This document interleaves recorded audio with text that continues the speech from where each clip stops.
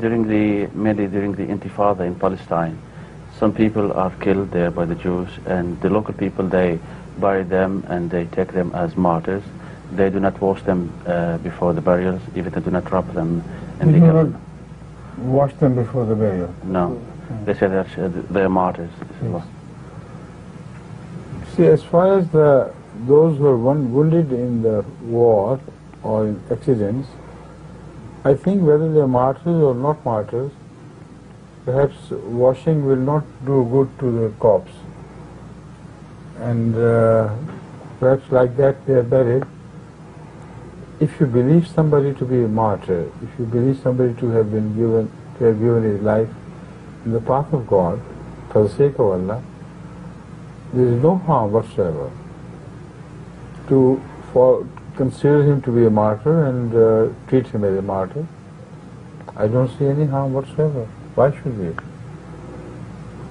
At least these people, some of them may not be technically martyrs, but they have given up their life for the sake of God, as they believe, as they have been told by the mullahs. So if they treat them as martyrs, let them. Why not?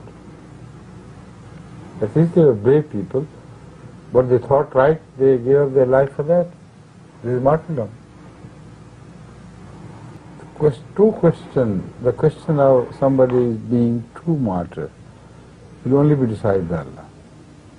We must not interfere.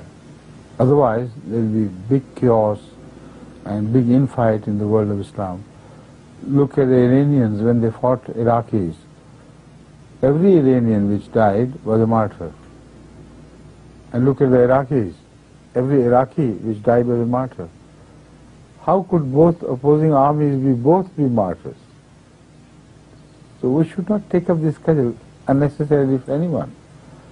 We should neither side with Iranian nor Iraqis. Let them treat their dead with respect, and they have every right to treat them as martyrs. Both Iranians have a right and the Iraqis have a right. So let them treat them as such. We don't object.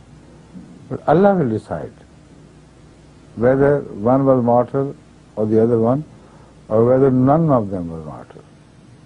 It will be Allah's decision.